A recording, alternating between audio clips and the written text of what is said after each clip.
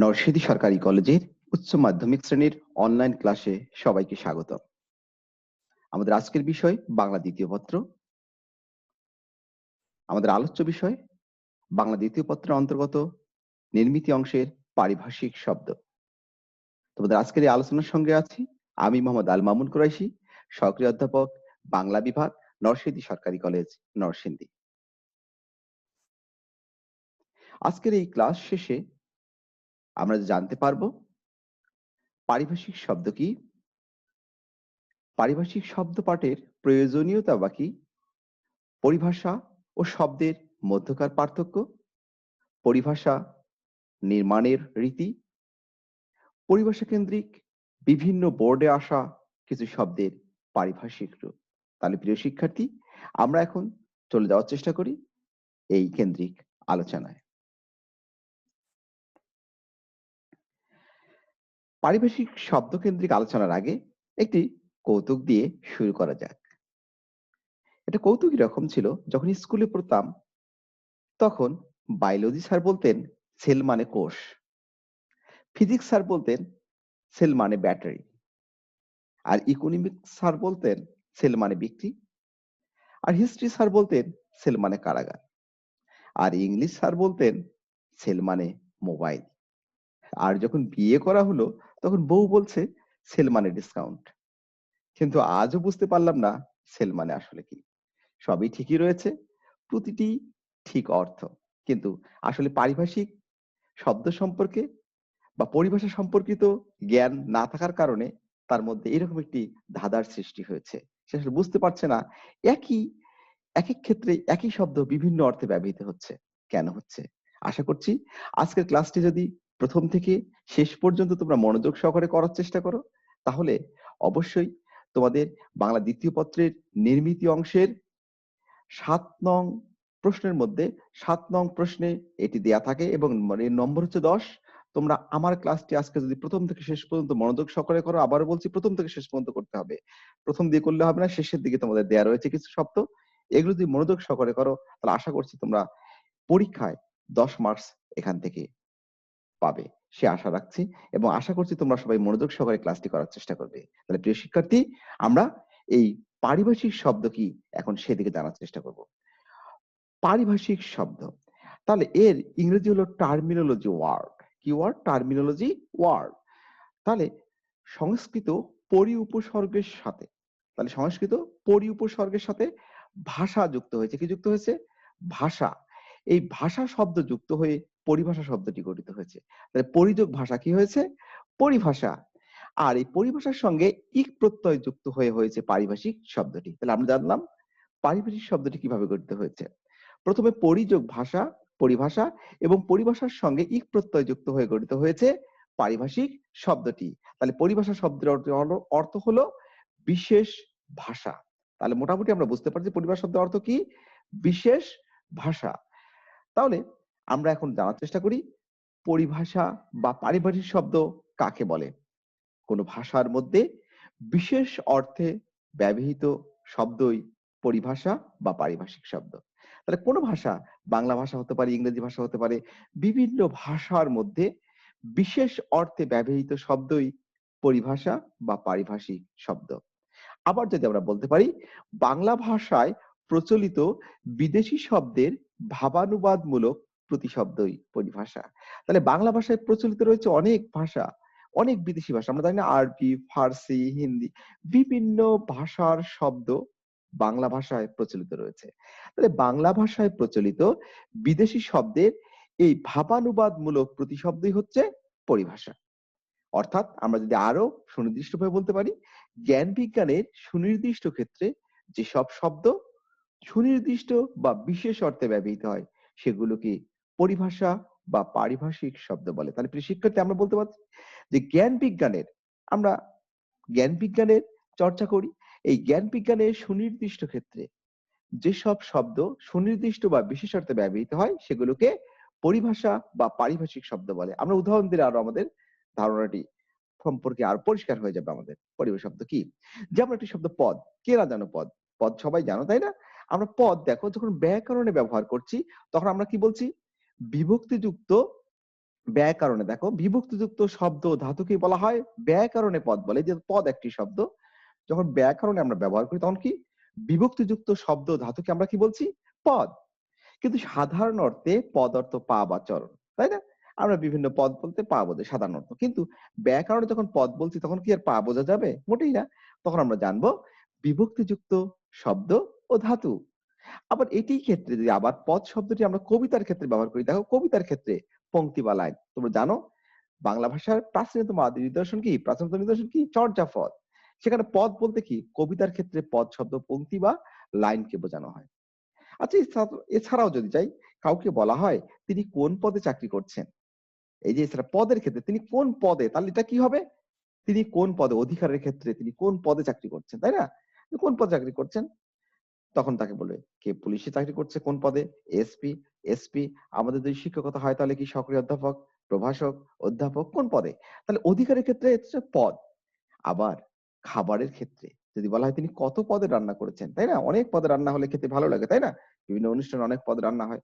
তাহলে যখন জিজ্ঞেস করে তিনি কত পদের রান্না করছেন, তখন কি আমরা ব্যাকরণিক পদ বুঝবো? না সাধারণ পদে পা বুঝবো? না কবিতার পদ বুঝবো? না অধিকারের পদ বুঝবো? একটাও বুঝবো না। আমরা তখন কোনটা বুঝবো? তখন খাবারের ক্ষেত্রে তিনি কত পদে মানে কত প্রকার রান্না করেছেন, খাসির মাংস, তাই না?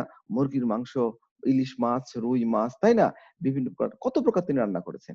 তাহলে দেখো একটি শব্দ পদ বিভিন্ন অর্থে ব্যবহৃত হচ্ছে। এই যে জ্ঞান বিজ্ঞানের সুনির্দিষ্ট ক্ষেত্রে ব্যাকরণে সাধারণত বিভিন্ন অর্থে যেসব সুনির্দিষ্ট বিষয়তে ব্যবহৃত হচ্ছে সেগুলোকে পরিভাষা বা পারিভাষিক শব্দ বলছি।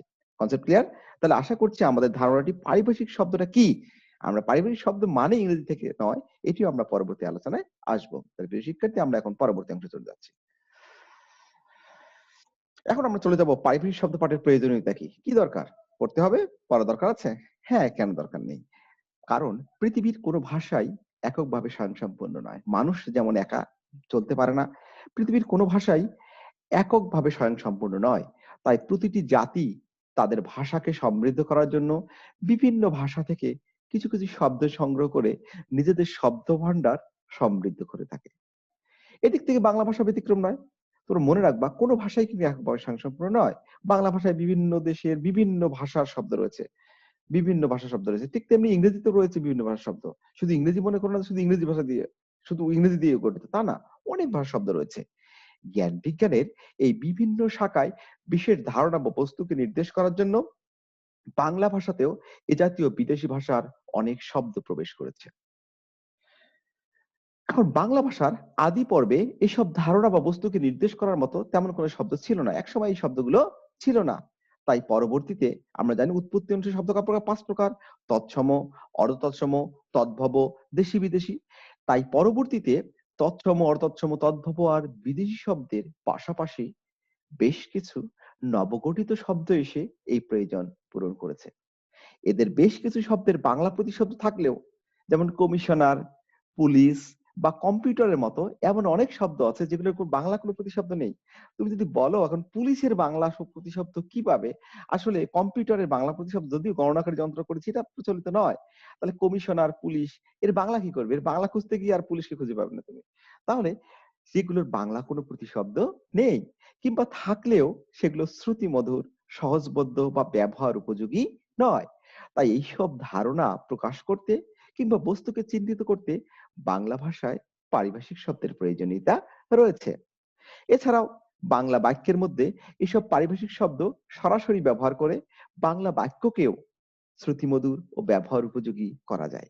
এদিক থেকে বাংলা বাক্য গঠনে পারিভাষিক শব্দের প্রয়োজনীয়তা রয়েছে। তাহলে কেন প্রয়োজন? আমরা বুঝতে পারলাম যে বিভিন্ন ক্ষেত্রে আমাদের বাংলা বাক্যের মধ্যে প্রচুর পারিভাষিক শব্দ রয়েছে এবং বাংলা বাক্যকে ব্যবহার শ্রুতিমধুর ও ব্যবহার উপযোগী করার জন্য এবং বাংলা বাক্য গঠনে পারিভাষিক শব্দের প্রয়োজনীয়তা অপরিসীম। যেহেতু পরিভাষাগুলোর সঙ্গে মানুষের উপলব্ধি ও চেতনা ঘনিষ্ঠভাবে জড়িয়ে থাকে, তাই বিশেষ জ্ঞানের আলোচনায় সে জ্ঞানের সাথে সম্পর্কিত পরিভাষা অবশ্যই প্রয়োজন। প্রতিটির সঙ্গে আলাদা আলাদা পরিভাষাগুলোর সঙ্গে মানুষের উপলব্ধি ও চেতনা ঘনিষ্ঠভাবে জড়িয়ে থাকে, তাই বিশেষ জ্ঞানের আলোচনায় সে জ্ঞানের সঙ্গে সম্পর্কিত পরিভাষা অবশ্যই প্রয়োজন। মূল কথা, পরিভাষা ছাড়া জ্ঞান বিজ্ঞানের আলোচনা প্রায় অসম্ভব। তাহলে জ্ঞান বিজ্ঞান আলোচনা যদি না অসম্ভব হয় পরিভাষা ছাড়া, তাহলে অবশ্যই পরিভাষা সম্পর্কে জ্ঞান অর্জনের প্রয়োজন রয়েছে, অবশ্যই পরিভাষা পাঠের প্রয়োজন রয়েছে। সে কথাই বলা হচ্ছে, পরিভাষা ছাড়া জ্ঞান বিজ্ঞানের আলোচনা প্রায় অসম্ভব। পরিভাষা ব্যবহারের মাধ্যমে লেখক, পাঠক, বক্তা ও শ্রোতার মধ্যে নির্বিঘ্ন যোগাযোগ করে তোলা সম্ভব। কারণ বললাম তো একটু আগে পদ, তুমি যদি পদ শব্দটির অর্থই বিবিধ অর্থ না জানো, তখন একটি বললে তখন আরেকটি আমাদের বুঝতে হবে। এটি আমাদের জন্য কি সমস্যার সৃষ্টি করবে। তাই আমরা মূল কথা, পরিভাষা ছাড়া জ্ঞান বিজ্ঞানের আলোচনা প্রায় অসম্ভব। পরিভাষা ব্যবহারের মাধ্যমে লেখক, পাঠক, বক্তা ও শ্রোতার মধ্যে নির্বিঘ্ন যোগাযোগ গড়ে তোলা সম্ভব। প্রিয় শিক্ষার্থী, তাহলে আমরা এখন পরবর্তী স্লাইডে চলে যাচ্ছি। পরিভাষা ও শব্দের মধ্যে পার্থক্যটা কি? পরিভাষার শব্দ আমরা সবসময় মিলেই ফেলি যে দুটোই মনে হচ্ছে এক, না দুটোই এক নয়। পরিভাষা ও শব্দের মধ্যে সূক্ষ্ম পার্থক্য বিদ্যমান। পরিভাষা কোনো জ্ঞান ক্ষেত্রে বৈশিষ্ট্য জ্ঞাপক ধারণার সংজ্ঞার্থ বা নাম। তাহলে পরিভাষা কি? পরিভাষা শব্দের মধ্যে সূক্ষ্ম পার্থক্য রয়েছে। পরিভাষা কোনো জ্ঞান ক্ষেত্রে বৈশিষ্ট্য জ্ঞাপক ধারণার সংজ্ঞার্থ বা নাম, ওটাকে নির্দিষ্ট করে দেয়। কিন্তু শব্দ হচ্ছে ভাষায় ব্যবহৃত যে কোনো অর্থবোধক ধ্বনি বা ধ্বনি সমষ্টি। তাহলে ভাষায় ব্যবহৃত যে কোনো অর্থবোধক ধ্বনি বা ধ্বনি সমষ্টি হচ্ছে কি পরিভাষা। বা ধরা হচ্ছে যে কোনো অর্থবোধক ধ্বনি বা ধ্বনি সমষ্টি হচ্ছে ভাষায় ব্যবহৃত শব্দ, অর্থবোধক ধ্বনি বা ধ্বনি সমষ্টি শব্দ। ঠিক আছে? অর্থবোধক ধ্বনি বা ধ্বনি সমষ্টি হচ্ছে শব্দ। কাজেই সব শব্দই পারিভাষিক শব্দ নয়। কিন্তু সব পারিভাষিক শব্দই সাধারণ শব্দ। মনে রাখতে হবে, সব শব্দই কিন্তু পারিভাষিক শব্দ নয়। কিন্তু সব পারিভাষিক শব্দই সাধারণ শব্দ। যেমন গুণ বলতে সাধারণত ভালো বৈশিষ্ট্যকে বোঝায়। কারো গুণ ভালো, কেমন গুণ? না, লোকটির অনেক গুণ। তাই না? তোমাদেরও অনেক গুণ। ঠিক গুণ বলতে কি? ভালো বৈশিষ্ট্যকে বোঝায়। কিন্তু গণিতে যদি বলা হয় পারিভাষিক শব্দ গুণ বলতে কি? যে গুণ করো, তখন কি করবা? তখন ভালো বৈশিষ্ট্যকে বোঝাবা? না, তখন গুণ বলতে গাণিতিক প্রক্রিয়াকে বোঝাবা। অর্থাৎ তখন গুণ বলতে গাণিতিক, যেমন ৩ গুণন ২, ৩ দুগুণে কত? ৬ হয়। আবার ভাষাবিজ্ঞানে যখন এই পারিভাষিক শব্দ গুণ ব্যবহার করা হয়, তখন তা ধ্বনি পরিবর্তনের সূত্রকে নির্দেশ করে। তোমরা জানা, ভাষাবিজ্ঞান যারা সম্পর্কে বাংলা জানো এবং প্রকৃতি প্রত্যয় পড়াতে গিয়ে দেখবে যে তোমাদের হ্রস্ব ই এবং দীর্ঘ ই মিলে কি হয়? এতে রূপান্তরিত হয়। এই যে ধ্বনি পরিবর্তনের সূত্র, এটাকে বাংলা ভাষাবিজ্ঞানে ব্যবহার করা হয় কি? গুণ অর্থে। তাহলে দেখি একই গুণ কখনো ভালো বৈশিষ্ট্য, কখনো গাণিতিক প্রক্রিয়া, আবার কখনো ধ্বনি পরিবর্তনের সূত্রকে নির্দেশ করছে। তাহলে প্রিয় শিক্ষার্থী, বোঝার চেষ্টা করো পরিভাষা ও শব্দের মধ্যে যে সূক্ষ্ম পার্থক্যটুকু রয়েছে। আশা করছি আমরা বুঝতে পেরেছি। এখন পরিভাষা ও বিদেশি শব্দের মধ্যে পার্থক্য কি? পরিভাষা আর বিদেশি শব্দের মধ্যেও একটি পার্থক্য রয়েছে। পরিভাষা ও বিদেশি শব্দের মধ্যে পারিভাষিক শব্দ হলো বিদেশি বা দেশীয় ভাষার মূল শব্দ। পারিভাষিক শব্দটা হচ্ছে বিদেশি বা দেশীয় ভাষার মূল শব্দ বা তার অনুবাদ বা মূল শব্দের কিছুটা বিকৃত রূপ। আর বিদেশি শব্দ হলো বিদেশি ভাষার মূল শব্দ। আমরা অনেকেই ভুল করে বলি কি বিদেশি শব্দ আর পরিভাষা মানে একই। না, বিদেশি শব্দ মানেই পরিভাষা নয়। পারিভাষিক শব্দ হলো বিদেশি বা দেশীয় ভাষার হতে পারে মূল শব্দ বা তার অনুবাদ বা মূল শব্দের কিছুটা বিকৃত রূপ। আর বিদেশি শব্দ হলো বিদেশি ভাষার মূল শব্দ। উদাহরণ দিলে আরো ক্লিয়ার হয়ে যাবে, দেখো। যেমন ফাইল। এই শব্দটি সরাসরি বিদেশি ভাষার মূল শব্দ। ইংরেজি শব্দ ফাইল। কিন্তু যখন ফাইলের পারিভাষিক রূপ নথি নিচ্ছি, ফাইলের পারিভাষিক শব্দ কি? নথি। এই যে নথি, অনেকে আমরা জানি না, তোমরা মনে রাখবা পরীক্ষায় আসে অনেক সময়। ফাইলের পারিভাষিক রূপ কি? নথি। তখন সেটি আর বিদেশি শব্দ থাকছে না। এই যে নথি তখন হয়ে যাচ্ছে কি? পারিভাষিক শব্দ। বোঝা গেল? ফাইল কিন্তু বিদেশি শব্দ, ইংরেজি শব্দ। কিন্তু নথিটা কি? ইংরেজি শব্দ? না, নথিটা হচ্ছে পারিভাষিক শব্দ। তাহলে আমরা পরিভাষা ও বিদেশি শব্দের মধ্যকার পার্থক্যটুকু আশা করছি আমরা বুঝতে পারছি। তাহলে প্রিয় শিক্ষার্থী, আমরা পরবর্তী অংশে চলে যাই। আবার কিছু বিদেশি শব্দের বাংলা ভাষায় নিত্য ব্যবহারের ফলে স্থায়ী আসন লাভ করেছে। সেগুলো কিন্তু পরিভাষা করার দরকার নেই। সবগুলো পরিভাষা করার প্রয়োজন কি আছে? না, সবগুলো পরিভাষা করার প্রয়োজন নেই। যেমন চেয়ার, টেবিল, আনারস, ব্রাশ, পেস্ট, রিক্সা, এমন অজস্র শব্দ আছে যেগুলো পরিভাষা করতে পারবো না। পারবো? ইচ্ছে করলেই এখন চেয়ারের আমরা চৌপায়া করেছি, টেবিল আমরা করেছি। এগুলো আসলে হবে না। আনারস, ব্রাশ, পেস্ট, রিক্সা, এগুলো যতই তুমি চেষ্টা করো না কেন, এগুলো এমনভাবে আমাদের মধ্যে আত্মস্থ হয়ে গেছে, এগুলো পরিভাষা করার আর সুযোগ নেই। ফলে পরিভাষা করা যাবে না। বিষয়টা বুঝতে হবে। এবং এখন আমরা চলে যাব পরিভাষা নির্মাণের নীতি। কিভাবে পরিভাষা নির্মাণ করা হয়। ঠিক আছে? যেহেতু তোমাদের এই আলোচনা নির্মাণ তোমাদের মনে রাখতে হবে ১০ নম্বর, এবং তোমাদের এ সম্পর্কিত বিস্তারিত ধারণা এখান থেকে নিতে হবে, এবং পরীক্ষায় আসার উপযোগী যা যা তথ্য বলেছি শেষে আমি বলে দেব। সেখান থেকে পড়লে আশা করছি তোমাদের পরীক্ষায় কমন পেয়ে যাবা। তাহলে আমরা এখন পরিভাষা নির্মাণের রীতি। সবকিছু একটা রীতি থাকে, তাই না? নিয়ম থাকে। নিয়ম ছাড়া তো সবকিছু হয় না। এই যে পরিভাষা নির্মাণের রীতি আছে, আন্তর্জাতিক বাংলা ভাষা ও সাহিত্য পরিষদের ভাষ্য অনুযায়ী ৫ টি রীতি অনুসরণ করে পরিভাষা নির্মাণ করা যাবে। পরিভাষাকে মন চাইলো আর পরিভাষা নির্মাণ করলাম নাকি? না, পরিভাষা নির্মাণ করার কিছু রীতি রয়েছে, সেগুলো মেনেই পরিভাষা নির্মাণ করতে হবে। এই ৫ টার মধ্যে ১ নম্বর হলো দর্পায়ন। দর্পায়ন কি বলতো? দর্পণ মানে আয়না। আয়নায় কি দেখো? আয়নাতে ওই মুখ দেখবে যখন, তাই না? কপোলের কালো তিল পড়বে চোখে, নাকি? তাহলে দর্পায়ন মানে হচ্ছে আয়না। আয়নায় আমরা কি দেখি? নিজেকে দেখি, তাই না? আয়নাকে আমরা যেকোনো কিছু ছবি দেখতে পাই। তো ঠিক তেমনি যখন আমরা এখানে বলা হচ্ছে পরিভাষা নির্মাণের ক্ষেত্রে দর্পায়ন অর্থাৎ যা দেখা যাবে ঠিক তাই যখন করা হবে। যা আছে ঠিক তাই। বিদেশি শব্দ যা আছে তাই। ইংরেজি বা বিদেশি ভাষার উচ্চারণ অপরিবর্তিত রেখে অর্থাৎ যা আসবে তাই। যেমন চেয়ার, চেয়ারে রাখতে, বেঞ্চ, বেঞ্চে রেখেছি। তাহলে সেটা হচ্ছে দর্পায়ন। যা দেখা যাবে তাই। আয়নায় যখন দেখো তুমি যখন তাকাও, তোমার যখন কপালে যদি কালো তিল থাকে, ঠিক আছে? সেটি কি তখন সবুজ তিল হয়ে যাবে? না, কখনোই হবে না। যা আছে তাই দেখাবে। ঠিক তেমনি এখানে বলা হচ্ছে ইংরেজি বা বিদেশি ভাষার উচ্চারণ অপরিবর্তিত রেখে যা আছে চেয়ার, চেয়ার, বেঞ্চ, বেঞ্চ। কিন্তু রূপায়ণ, তাই না? রূপায়ণটা কি? সেই রূপায়ণ মডেলটা? না, এখানে রূপায়ণ বলতে একটু চেঞ্জ করা হচ্ছে রূপ যোগ আয়ন। কি ইংরেজি বা বিদেশি ভাষার উচ্চারণ কিছুটা পরিবর্তন করে। অর্থাৎ যা আছে একটু চেঞ্জ। কি করে? যেমন হসপিটাল। আমরা কি বাংলায় করি না হাসপাতাল। তাহলে হসপিটালটা কি ইংরেজি শব্দ? এটাকে বিদেশি শব্দ, এটাকে আমরা চেঞ্জ করলাম হাসপাতাল। এই যে ডক্টর সাহেব দেখা যাচ্ছে চমৎকার ডক্টর, তাই না? এই ডক্টর কি? ডক্টর কিন্তু আমরা বলি কি? ডাক্তার। তাই না? বাংলায় যখন বলি তখন কি বলে? পরিবেশে ডাক্তার। আমরা ডাক্তার বাংলায় বলে ডাক্তারি বলতে হবে, ইংরেজিতে বললে ডক্টর বলতে হবে। তাহলে এই যে একটু চেঞ্জ এটাকে বলেছে রূপায়ণ। আবার বোতল, আসলে বোতল কিন্তু ইংরেজিতে বোতল কিন্তু আমরা বাংলায় বলি কি বোতল। মনে থাকবে? তাহলে এই যে একটু চেঞ্জ এটা হচ্ছে রূপায়ণ। ঠিক আছে? একটু রূপের আয়ন হলো। তাহলে আমরা চলে যাই আমাদের পরবর্তী অংশে। নির্মাণ। অনেক সময় বাংলা ব্যাকরণ ও শব্দ গঠনের রীতি অনুসারে সম্পূর্ণ নতুন শব্দ নির্মাণ, নতুন করে একটা শব্দ নির্মাণ করা হয় পরিভাষার ক্ষেত্রে নতুন শব্দ নির্মাণ করা হয়। সেটাকে বলছে নির্মাণ করা। নির্মাণ মানে কি জানো তো? নির্মাণ সৃষ্টি বা নির্মাণ নতুন করে একটা বিল্ডিং তৈরি করা হয় যেমন নির্মাণ করা হয় ইট, পাথর, বালু, সিমেন্ট দিয়ে। ঠিক তেমনি এর নতুন একদম নতুন একটি শব্দ যেমন ফাইল। ফাইল শব্দটি ইংরেজি ফাইল থেকে কি হচ্ছে? নতি শব্দটি আমরা তৈরি করেছি। তাহলে একটা পুরো নতুন শব্দ তৈরি হয়েছে। এরপর হচ্ছে নবায়ন। নবায়নটা কি? অব্যবহৃত শব্দের সম্পূর্ণ বাংলা আমরা অনেক শব্দ আছে যেগুলো আমরা ব্যবহারই করি না। সেগুলো পুরোপুরি কিছুটা পরিবর্তন করে পারিভাষিক শব্দ গঠন করা হয়। সেটা হচ্ছে নতুন রূপে তৈরি করা হয়। সেগুলো শব্দ রয়েছে। এরপরে কৃতঋণ। কৃতঋণ, ঋণ মানে কি? ধার করা। কৃত মানে কি? নেয়া। তাহলে অন্য কাছে ধার নেয়া। আমাদের টাকা পয়সা না থাকলে অন্য কাছে ধার নেই না? বিভিন্ন সময় আমরা শব্দও কিন্তু আমরা ধার করি। কিভাবে ধার করি দেখো? যেমন অন্য ভাষা থেকে শব্দ ধার করে তাকে কৃতঋণ। যেমন গ্রিন, আমরা সবাই জানি গ্রিন মানে কি? গ্রিন সবুজ। গ্রিন শব্দটি মনে হয় ইংরেজি। হ্যাঁ, ইংরেজি ঠিক আছে। কিন্তু গ্রিন যে ইংরেজি শব্দ আমরা সেটা জানলাম। কিন্তু গ্রিনের বাংলা যেটা করলাম কি? সবুজ। সবুজ কি বাংলা শব্দ? আমরা বলছি বাংলা, আসলে বাংলা নয়। এটা হচ্ছে ফার্সি শব্দ। আমরা জানি না অনেকেই। তাহলে গ্রিনের যেটা পারিভাষিক শব্দ করলাম সবুজ, সেটাও ফার্সি শব্দ। তাহলে কি বাংলা কোথায় গেল? তাহলে এটা ধার করা। এক বিদেশি শব্দ আবার ধার করলাম, পারিবারিক শব্দ করলাম, সেটাও ধার করে করলাম। এই যে ধার করে কাজ করলাম, নিজের পকেটে নাই এখন কি করা? নিজ ভাষার শব্দ পাইনি। তাই অন্য ভাষার শব্দ দিয়ে চালিয়ে যাচ্ছি। এটাই হচ্ছে কৃতঋণ। মনে থাকবে? অন্য ভাষা থেকে শব্দ ধার করে যেমন গ্রিন, সবুজ। গ্রিন এর বাংলা শব্দ নেই। গ্রিন এর পারিভাষিক শব্দরূপে ফার্সি সবুজকে গ্রহণ করা হয়েছে। ঠিক আছে? তাহলে আমরা বুঝতে পারছি পরিভাষা নির্মাণের বিভিন্ন রীতি আমরা বোঝার চেষ্টা করলাম। এখন আমরা আসার চেষ্টা করব পরিভাষা নির্মাণের ক্ষেত্রে কিছু বিষয় মনে রাখতে হবে।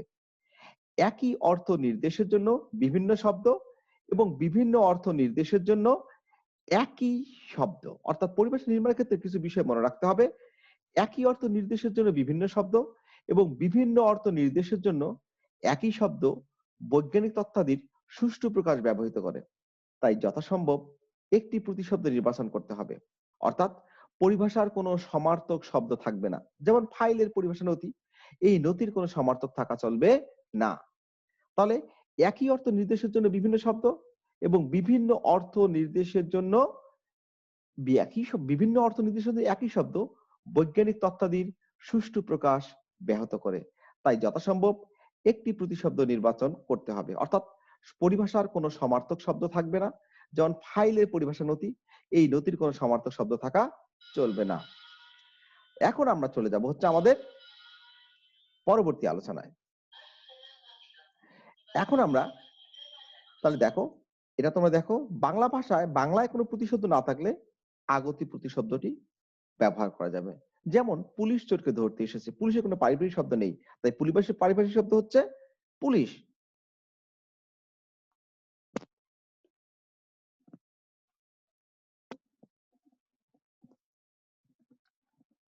তোমরা স্লাইডটা দেখতে থাকো।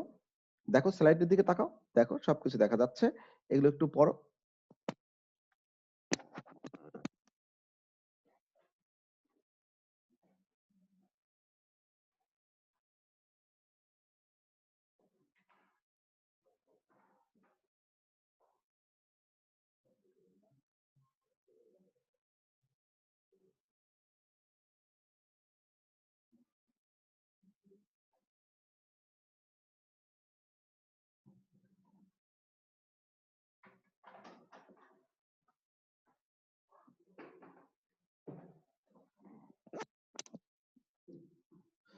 তাহলে প্রিয় শিক্ষার্থী, স্লাইডটা দেখেছো?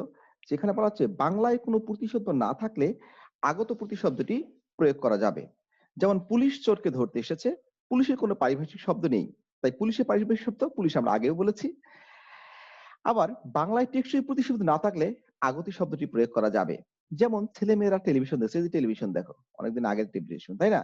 এই ছেলেমেয়েরা টেলিভিশন দেখছে। টেলিভিশনের বাংলা প্রতিশব্দ হচ্ছে দূরদর্শন।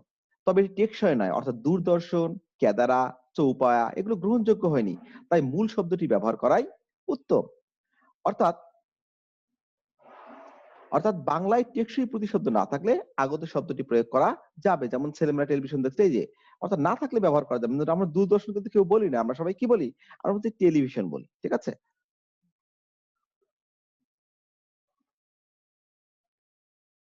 তাহলে এখন আমরা তাকাই হচ্ছে আমাদের পারিবারিক শব্দের ক্ষেত্রে আমরা কিছু ভুল ধারণা করে থাকি। কি ধরনের ভুল ধারণা দেখো? পারিবারিক শব্দের ক্ষেত্রে অনেক শিক্ষার্থী মনে করেন পারিভাষিক শব্দ মানেই ইংরেজি থেকে বাংলা অনুবাদ বা ইংরেজি শব্দগুলোর বাংলা রূপ। প্রকৃতপক্ষে পারিবারিক শব্দ হলো বিদেশি বা দেশীয় ভাষার মূল শব্দ বা তার অনুবাদ বা মূল শব্দের কিছুটা বিকৃত রূপ। আর ইংরেজি হলো বিদেশি শব্দের মধ্যে, বিদেশি ভাষার মধ্যে একটি ভাষা। বোঝার চেষ্টা করো। তাহলে কি করি? অনেক শিক্ষার্থী ভুল করে মনে করেন পারিভাষিক শব্দ মানেই ইংরেজি থেকে বাংলা অনুবাদ বা ইংরেজি শব্দগুলোর বাংলা রূপ। প্রকৃতপক্ষে পারিবারিক শব্দ হলো বিদেশি বা দেশীয় ভাষার মূল শব্দ বা তার অনুবাদ বা মূল শব্দের কিছুটা বিকৃত রূপ। আর ইংরেজি হলো বিভিন্ন বিদেশি ভাষার মধ্যে একটি। অনেক বিদেশি ভাষা, তার মধ্যে একটি হলো ইংরেজি ভাষা। তাই বলে আমরা পারিবারিক শব্দ মানে ইংরেজি ক্ষেত্রে বাংলা নয়। এটা মনে করা একটা ভুল। কাজেই পারিবারিক শব্দ মানেই ইংরেজি থেকে বাংলা অনুবাদ বা ইংরেজি শব্দগুলোর বাংলা রূপ নয়। যদিও এরকমটি মনে করার পেছনে উচ্চ মাধ্যমিক শ্রেণীর বাংলা দ্বিতীয় পত্রে পারিবারিক শব্দকে যেভাবে পাঠ্যসূচিভুক্ত করা হয়েছে তা অনেকটা প্রভাবিত করেছে। তবে এর পেছনে একটি ইতিহাস রয়েছে। প্রথম যখন পারিবারিক শব্দ পাঠ্যসূচিভুক্ত করা হয়, তখন প্রশ্ন পূরণ করতে দেখা যায় একেক ক্ষেত্রে একই রকম প্রশ্ন হচ্ছে। কোথাও বলা হচ্ছে বাক্যে এই পারিবারিক শব্দটি প্রয়োগ করো। উত্তর দিতে গিয়ে কখনো বলা হচ্ছে বাক্য লিখে সেখানে ইংরেজি শব্দ ঢুকিয়ে দেওয়া হচ্ছে। আবার কখনো ইংরেজি শব্দটি বাংলা রূপ ঢুকিয়ে দেওয়া হচ্ছে। এ ধরনের একটি পরিস্থিতিতে এক পর্যায়ে গিয়ে প্রশ্নের ধরন একটি অভিন্ন রূপ ধারণ করলো। সেটি অনেকটাই ইংরেজি শব্দ দেয়া থাকবে, তার বাংলা রূপ লিখতে হবে। অবশ্য সেই ইংরেজি শব্দগুলো পারিভাষিক শব্দ। তাহলে প্রিয় শিক্ষার্থী, আমরা দেখতে পেলাম যে পারিভাষিক শব্দ মানেই কিন্তু ইংরেজি থেকে বাংলা নয়। যদিও তোমাদের যে পাঠ্যসূচিভুক্ত রয়েছে, আমরা যদি প্র্যাকটিস শুরু করব দেখবে সেখানে ইংরেজি দেওয়া রয়েছে, বাংলা। এটা তোমাদের মানে সুবিধার জন্য করা হয়েছে। কিন্তু পারিভাষিক শব্দ মানেই কিন্তু ইংরেজি মানে বাংলা নয়। অন্তত এই ভুলটা আমাদের চলে যাবে। তাহলে বাংলা দ্বিতীয় পত্রে আমি আগেই বলেছি তোমাদের নির্মিতি অংশের দ্বিতীয় পত্রের প্রশ্নের ৭ নং এ নির্মিতি অংশে তোমাদের সেখানে ১০ মার্কস হয়েছে। যেকোনো ১০ টি পারিবারিক শব্দের রূপ লিখতে বলা হয় এবং ১০ টি অর্থ শব্দার্থের মতো। এক কথায় বলতে ভোকাবুলারি শব্দার্থ মুখস্থ করে যাওয়া বিগত এরকম আরকি তোমাদের কাছে মনে হতে পারে। কিন্তু পারিবারিক শব্দের ক্ষেত্রে অর্থাৎ যেটি অর্থ ঠিক সেটিই লিখতে হবে। ফাইল মানে নথি, নথিই লিখতে হবে। নথির কোনো সমার্থক শব্দ লিখলে সেটি ভুল হবে। তাহলে আমরা তোমাদের পরীক্ষা কিভাবে আসে সেটি একটু দেখাবো এবং এগুলো যদি পড়ো, আমি এজন্য বলেছিলাম ১ম থেকে শেষ পর্যন্ত আমার ক্লাসটি যদি মনোযোগ সহকারে করো, আশা করছি তোমাদের তাহলে উপকার হবে। তাহলে প্রিয় শিক্ষার্থী, আমরা এখন এগুলো দেখার চেষ্টা করব। তাহলে বিগত পরীক্ষায় আসা এবং তোমাদের পরীক্ষায় আসার উপযোগী কিছু পারিভাষিক শব্দ, এগুলো একটু দেখবা। একটু দেখো, এগুলো তোমাদের একটু দেখো। তোমরা একটু দেখো, এরপরে আমি দেখার চেষ্টা করছি।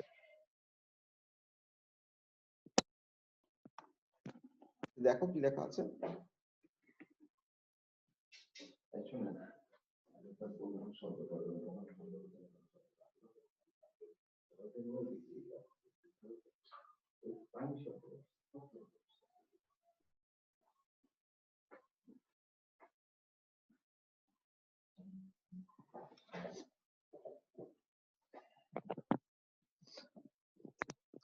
তাহলে নিশ্চয়ই দেখেছো এতক্ষণ বিগত পরীক্ষায় আসা এবং তোমাদের পরীক্ষায় আসার উপযোগী কিছু উপযোগী কিছু শব্দ এবং তার পারিভাষিক রূপ।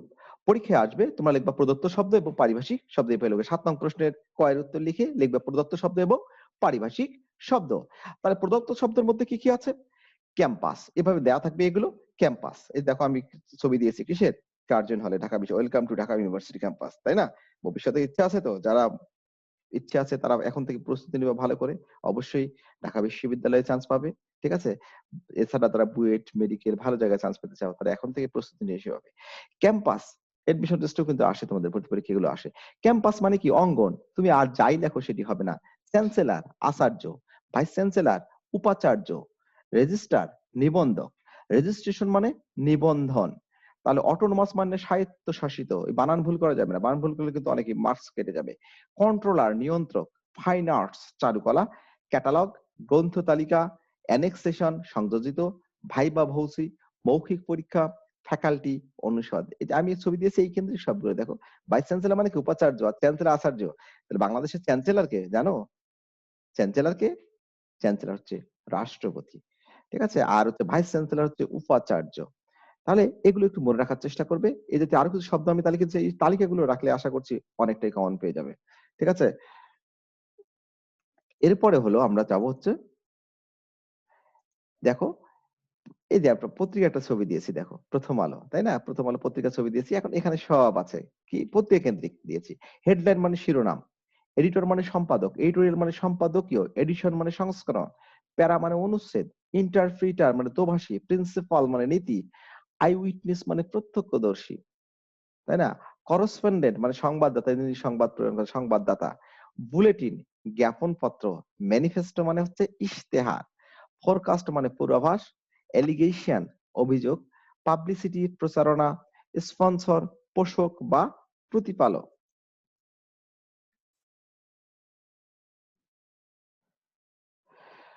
দেখো একটা বিশ্বের ছবি দিয়েছি, চেষ্টা করেছি কাছাকাছি ওর শব্দগুলো, সব ক্ষেত্রে তো রক্ষা করা সম্ভব হয়নি। গ্লোবাল মানে বৈশ্বিকাল, গ্লোবালাইজেশন বিশ্বায়ন।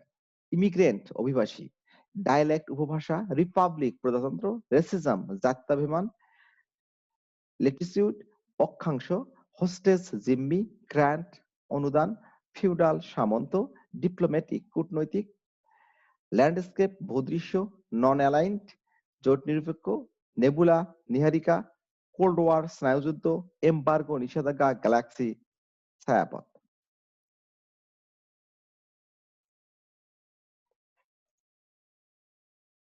রিপাবলিক মানে প্রজাতন্ত্র, চিফ হুইপ মুখ্য সচেতক, হোম মিনিস্ট্রি স্বরাষ্ট্র মন্ত্রণালয়, আরবান আরবানাইজেশন নগর বা নগরায়ন, কাস্টম মানে শুল্ক, বাই ইলেকশন মানে উপনির্বাচন, ডেপুটেশন মানে প্রেষণ, অর্ডিন্যান্স মানে অধ্যাদেশ, র্যাঙ্ক মানে পদমর্যাদা, ইন্টারিম অন্তর্বর্তীকালীন, ট্রান্সপারেন্সি স্বচ্ছতা, স্পোকসম্যান মুখপাত্র, ওয়াকআউট মানে সমাবর্জন, ক্যাবিনেট মন্ত্রিপরিষদ, সিভিল ওয়ার গৃহযুদ্ধ, ইমপিচমেন্ট অভিশংসন, পাবলিক ফান্ড সরকারি তহবিল, ওয়ার ক্রিম যুদ্ধ ক্রাইম যুদ্ধাপরাধ, ডেডলক অচলাবস্থা, হাইওয়ে মহাসড়ক, ডেমোক্রেসি গণতন্ত্র, ব্যালট পেপার ভোটপত্র, অ্যাডহক অনানুষ্ঠানিক, কনস্টিটিউশন সংবিধান, ওথ শপথ, পাবলিক জনসাধারণ, সেন্সাস আদমশুমারি, মিনারেল খনিজ, ইন্টারপ্রিটার দোভাষী, পাবলিক ওয়ার্কস গণপূর্ত, ব্যুরোক্রেসি আমলাতন্ত্র, পার্লামেন্ট সংসদ। এগুলো তোমরা দেখার চেষ্টা করবে, স্ক্রিনশট নিয়ে দেখার চেষ্টা করবে। এবং আমি কিছু দেওয়ার চেষ্টা করি, সব তো দেওয়া সম্ভব না, মোটামুটি কাছাকাছি দেওয়ার চেষ্টা করি। এলিগেশন অভিযোগ, বেইল জামিন, জাস্টিস ন্যায় বিচার, হিয়ারিং মানে শুনানি, এই যে কোর্টে হয় হিয়ারিং, ট্রাইব্যুনাল ন্যায়পীঠ, ডিড অফ গিফট দানপত্র, এফিডেভিট হলফনামা, প্যারোল মানে বন্দি শর্তাধীন মুক্তি, গ্যাজেটেড ঘোষিত, রেশিও অনুপাত, এন্টি কারাপশন দুর্নীতি দমন, রিকমেন্ড সুপারিশ, কাউন্সিল মানে পরামর্শ, বয়কট মানে বর্জন, কিন্ডারগার্টেন মানে শিশুশালা, ডাইনামিক মানে গতিশীল, অ্যাটেস্টেশন সত্যায়ন, এথিক্স মানে নীতিবিদ্যা, নোটিশ বোর্ড বিজ্ঞপ্তি ফলক, পাইওনিয়ার প্রতিক্রিয়া, কোড মানে সংকেত, ধোট মানে মন্তব্য, সেকুলার মানে ধর্মনিরপেক্ষ, রিফিউজি মানে শরণার্থী, আপটুডেট মানে হালনাগাদ, ভায়োলেশন মানে লঙ্ঘন, লিজেন্ড মানে কিংবদন্তি, ইভ্যালুয়েশন মানে মূল্যায়ন, রেশনাল মানে যুক্তিবাদী, ট্রায়াল মানে হচ্ছে বিচার। তাহলে এই জাতীয় তোমাদের যেগুলো দিলাম এগুলো যদি একটু ভালো করে দেখো, আশা করছি তোমাদের পরীক্ষায় এখন থেকে অনেকগুলো কমন পাওয়ার সম্ভাবনা রয়েছে। আরো তোমরা দেখতে পারো। প্রিয় শিক্ষার্থী, যতটুকু আমরা দেখলাম আশা করছি এগুলো থেকে বললে হবে। আমি তোমাদের কিছু বাড়ির কাজ দেওয়ার চেষ্টা করছি, যেগুলো আজকের ক্লাসটা যে মনোযোগ দিয়ে করার চেষ্টা করে থাকো। যে কিছু বাড়ির কাজ হলো তোমাদের এগুলো করলে পরীক্ষা কেমন, পারিবারিক শব্দ বলতে কি বুঝো, পারিবারিক শব্দ মানে প্রয়োজনীয়তা আর সংক্ষেপে আলোচনা করো। এছাড়া 2015 থেকে 2019 পর্যন্ত সকল বোর্ডে আসা সকল বোর্ডে আসা শব্দের পারিভাষিক রূপ তোমরা লিখবা। তাহলে প্রিয় শিক্ষার্থী, আশা করছি আজকের ক্লাসটি যতটুকুই হলো যদি মনোযোগ সহকারে করার চেষ্টা করো, তাহলে এটা তোমাদের অনেকটাই কাজে দিবে। এবং তোমাদের যেহেতু 10 নম্বরের মধ্যে রয়েছে, খুব সহজে 10 নম্বর পাওয়ার উপায় হলো যে শব্দগুলো দিলাম, এই শব্দগুলো পাশাপাশি আরো কিছু শব্দ ইচ্ছে করলে দেখতে পারো। এই শব্দগুলো পড়লে আশা করছি পরীক্ষায় তোমরা অনেকটাই কমন পাবে। তাহলে প্রিয় শিক্ষার্থী, তোমাদের আমরা জানি আমরা এই অনলাইন ক্লাসের মূল কারণই হলো আমরা একটা দুর্যোগ বা করোনার সময় পার করছি। আমরা করোনা বিধি মেনে চলি, সুস্থ সুন্দর জীবন গড়ি। সবার প্রতিটি মুহূর্ত ভালো কাটুক। ধন্যবাদ সবাইকে। সবার জন্য নিরন্তর শুভকামনা।